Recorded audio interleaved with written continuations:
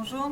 Tout d'abord, je tiens à remercier les organisateurs de m'avoir convié à cette journée. Je suis très honorée d'être devant vous aujourd'hui parce que je n'appartiens pas du tout au monde de l'aéronautique.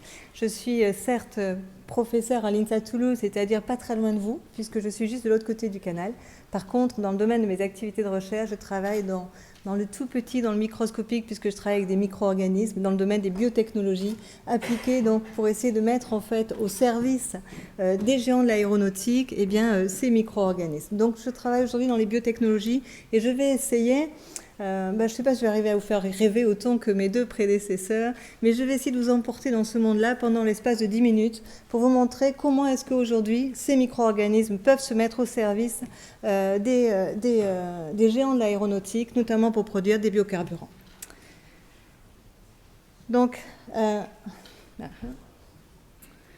Je vais passer rapidement mes 3 premiers slides parce que ce matin on a assez parlé là-dessus. Le contexte, vous le connaissez tous, c'est aujourd'hui donc une augmentation du trafic aérien, c'est donc une augmentation des besoins en jet, en carburant pour l'aéronautique et donc évidemment à partir de là, à partir du moment où on a une augmentation de 250 millions de tonnes de jets consommés en 2011 à 450 à 500 millions de tonnes à l'horizon de 2036, eh bien il est clair qu'on va arriver à, je passe rapidement donc à une production de CO2 qui va être également accrue. Donc lorsqu'on double la consommation de jet, on double la production de CO2. Donc là-dessus, on en a déjà parlé ce matin, donc je passe rapidement pour aller au cœur de notre sujet.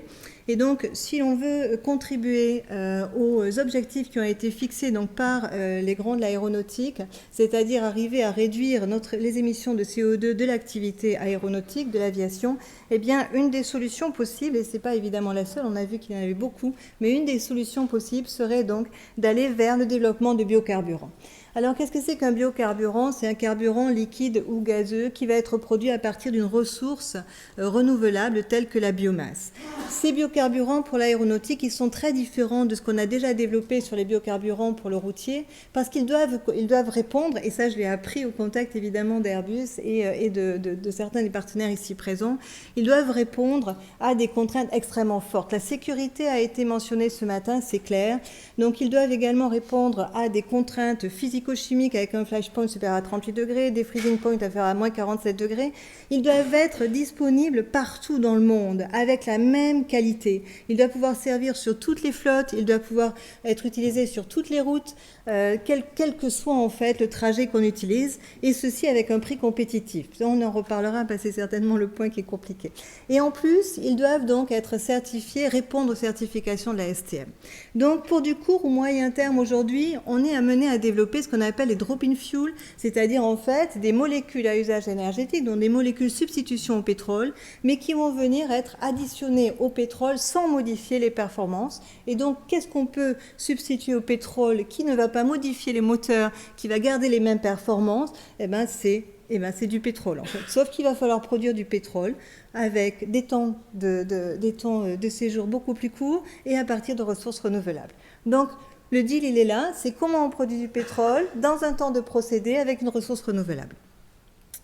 Donc c'est ce à quoi on a décidé d'attacher nos micro-organismes et de dire allez-y, enfin on va faire avec vous des choses.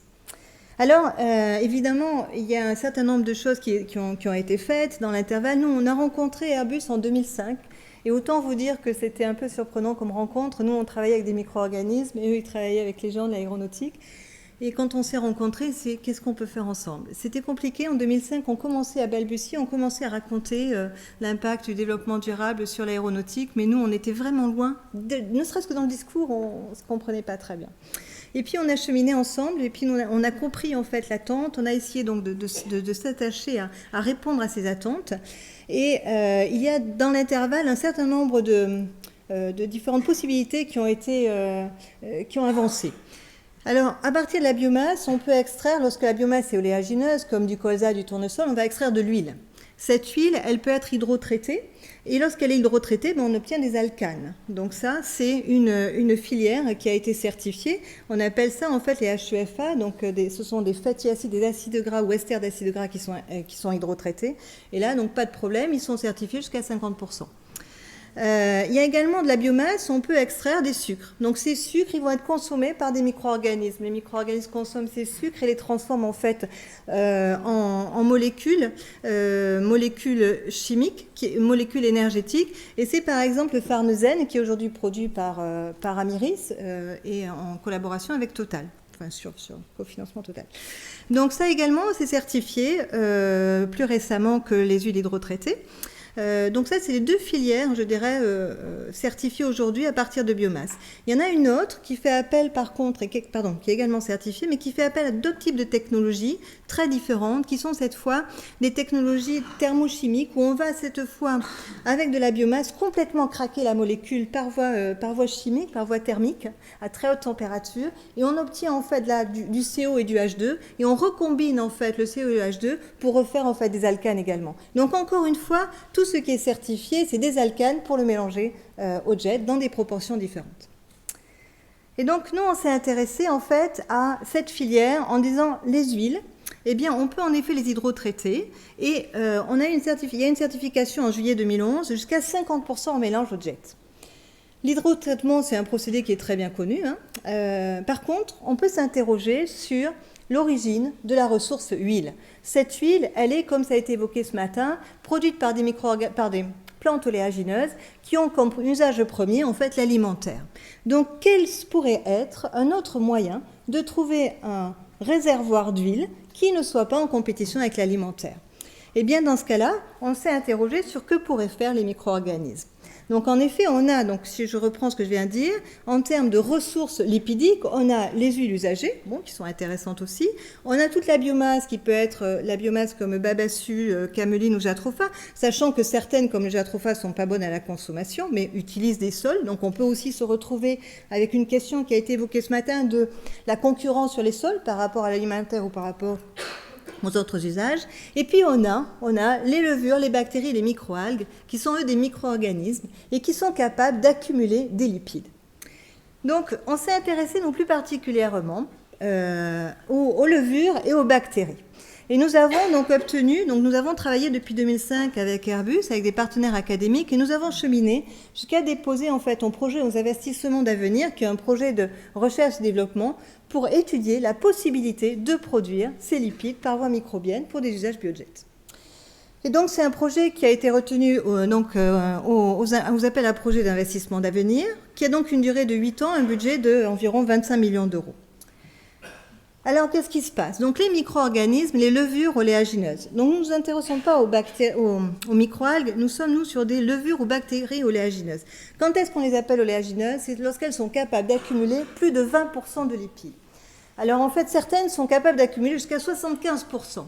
Qu'est-ce que nous faisons, en fait? À partir de glucose, de xylose, de glycérol, de résidus, eh bien, on les fait devenir grosses et grasses. Et en fait, donc ça, c'est un raccourci, mais évidemment, mais en fait, on les met en excès de carbone et on les met en limitation nutritionnelle. Et dans ce cas-là, elles n'ont qu'une envie, c'est venir garder le carbone et le conserver sous forme de lipides, de triacylglycérol, de triglycérides. Et vous les voyez ici, ces corps lipidiques en rouge, là, vous les voyez, elles deviennent vraiment grosses et grasses. Et quand on arrive à en mettre des millions, des milliards, des centaines de milliards, eh bien on peut arriver à produire des kilos par mètre cube de lipides. Et donc, on a une grande diversité biologique. Si on regarde juste les levures, aujourd'hui, il y a 1600 levures qui sont connues. Ce sont les levures avec lesquelles on fait la bière, le vin, etc. Ça, vous connaissez bien. Bon, là, celles-là, elles sont un peu différentes. Ce sont des levures qui sont dites oléagineuses et on a des choix quand même importants. Par exemple, ici, vous en avez une qui s'appelle Rhodotorula glutinis. Voici le profil qu'elle est capable de faire en orange, ici, comparé en fait à l'huile de palme. C'est-à-dire qu'en fait, avec des micro-organismes, on est capable de produire des lipides qui sont très similaires, en fait, aux végétaux. Et Rhodotorula glutinis, en fait, elle est orange. Et c'est une levure qu'on connaissait il y a très longtemps, parce qu'en fait, on l'utilisait aussi pour l'alimentation du saumon, pour le rendre, en fait, couleur orange. Donc, c'est une levure qui, en plus, on peut la consommer. Donc, elle est capable de produire des lipides en quantité importante, jusqu'à 75% en masse, donc ça veut dire qu'elle est vraiment grosse. Et on est capable donc de faire un profil qui, naturellement, vous voyez, est celui de l'huile de palme. On en a une autre qui s'appelle Yarovia lipolytica, qui, elle, a un profil, cette fois, qui va être centré C18.2 et qui va se rapprocher beaucoup de ce qu'on va appeler l'huile de jatropha ou l'huile de soja. Donc naturellement, elle peut consommer du glucose, du xylose, elle peut consommer également du glycérol et venir accumuler, dans des conditions que nous maîtrisons, des lipides. Alors Yarovia lipolytica, c'est également une souche qui est connue depuis longtemps. Pour ceux qui se rapprochent plus de mon âge que de ceux qui sont en haut, là-haut, en fait, on l'utilisait à un moment, on avait tellement de pétrole qu'on avait imaginé faire des steaks de pétrole. Ça vous rappelle peut-être des choses. En fait, cette levure Yarovia lipolytica, elle est capable de consommer naturellement le pétrole et de faire des protéines. Et donc, du coup, à un moment, on a imaginé faire du steak de pétrole. Sauf que bon, ça n'a pas été très loin, bien évidemment. Mais nous, en fait, ce qu'on a fait, on va faire l'inverse. C'est-à-dire que puisqu'elle était capable de consommer du pétrole pour faire des protéines et des substances de réserve, eh bien, en fait, on inverse son métabolisme et on lui dit, maintenant, tu vas produire du pétrole, puisqu'en fait, on va te donner moins, on va te maîtriser tes conditions de culture, et à la place de te gaver, de manger beaucoup de pétrole, tu vas le produire. Voilà. Et donc ça, c'est notre objectif. Et c'est ce qu'on fait aujourd'hui. Donc, on a conçu ce projet qui s'appelle Probio 3. Donc, si je le résume, à partir de substrats lignocellulosiques, de coproduits industriels, on extrait le glucose, le pentose, le glycérol, qui va être le substrat carboné du micro-organisme. On met en œuvre nos micro-organismes dans des réacteurs et on obtient donc de l'huile, qui cette huile est hydrotraitée et ensuite donne des alcanes qui sont en mélange possible jusqu'à 50% au carburant, au jet. Alors, quels sont les avantages? Les avantages, c'est que nous pouvons utiliser une grande diversité de substrats et de coproduits industriels. C'est-à-dire qu'en fait, nous maîtrisons assez le métabolisme de ce micro-organisme pour lui faire consommer au choix du glycérol, du xylose, du glucose, voire dans les proportions qui nous intéressent. On est également capable de profiler le lipide, la composition lipidique. C'est-à-dire qu'en fait, on est capable de venir moduler la longueur de la chaîne carbonée et de centrer le profil de lipide. Le jet, vous le savez mieux que moi, c'est un hydrocarbure qui est en C12C14, centré C12C14, avec une complexité très importante, bien évidemment. Et donc, nous, notre idée, c'est de déplacer le profil des C18 vers les C12C14. Ça aussi, c'est des choses qu'on sait faire dans les domaines des biotechnologies. On peut également valoriser les coproduits parce que lorsque ces souches, je vous ai raconté, elles produisent des protéines. Et ces protéines, lorsqu'on les extrait, eh bien, en fait, on peut les utiliser pour l'alimentation humaine. Et ensuite, eh bien, on a un avantage, c'est qu'on est sur un procédé qui est complètement reproductible et qui est complètement indépendant du climat et de la situation géographique. Et enfin, on met en œuvre des technologies qui sont matures jusqu'au stade industriel. C'est-à-dire qu'en fait, nous, c'est des fermenteurs, et ces fermenteurs, ils peuvent faire plusieurs milliers de mètres cubes. Aujourd'hui, les biotechnologies, c'est pas que de la pharmacie, c'est pas que de la cosmétologie, c'est évidemment des grands volumes, c'est les carburants de demain. Et quand on regarde, par exemple, la production d'éthanol pour les carburants routiers, les cuves, c'est des agencements de cuves de 4000 mètres cubes. Donc, on est sur des technologies qui sont matures jusqu'au stade industriel. Voilà, donc ça c'est ce que nous développons. Donc les targets, les cibles, c'est moduler cette longueur de chaîne, développer des stratégies de fermentation. On est en train de passer nos stratégies de fermentation jusqu'au stade du réacteur de mètre cube. Et évidemment, travailler également sur la technique d'extraction. Parce que là, en fait, on est aujourd'hui sur des techniques, on est aujourd'hui sur l'intracellulaire, on accumule en intracellulaire les lipides. Et du coup, après, il faut une technique d'extraction qui peut devenir coûteuse. On a également, dans le cadre du sub-projet, l'évaluation économique et environnementale de la filière, mais également on a une autre approche, et ici vous allez le voir avec nos partenaires, nous sommes 15 partenaires associés, donc Airbus, Airbus Group. Évidemment, nous sommes associés avec Avril, qui est le premier producteur de lipides ici en Europe. Nous sommes associés avec Tereos, qui est également un producteur de substrats carbonés. Nous sommes associés donc avec des centres techniques sur la partie extraction et des laboratoires qui associent leurs compétences entre eux, en fait, l'ingénierie de souche, la physiologie, la fermentation et puis l'extraction. Et nous avons également associé donc Toulouse School Economic, qui nous permet ainsi d'avoir l'évaluation économique de la filière. Et également, nous associons des philosophes, c'est-à-dire qu'en fait, à partir du moment où aujourd'hui on travaille sur les biotechnologies, nous associons dans nos projets des philosophes qui nous permettent en fait d'évaluer l'impact d'un procédé et donc d'une substitution d'une molécule par une autre ou d'un procédé par un autre, l'impact sur la société du procédé que nous élaborons. Voilà. Et donc nous travaillons avec des philosophes de l'école de Toulouse.